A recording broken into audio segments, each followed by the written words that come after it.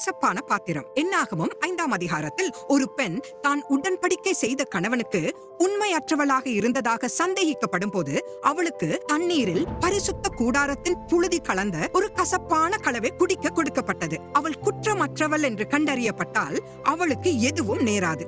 மத்தேயு 26:39 கெத்செமனே தோட்டத்தில் இயேசு, என் பிதாவே, இந்த பாத்திரம் என்னை விட்டு நீங்க கூடுமானால் நீங்கும்படி செய்யும் என்று கதறினார். அவர் சிலுவையில் அறையப்படுவதை கண்டு பயப்படவில்லை.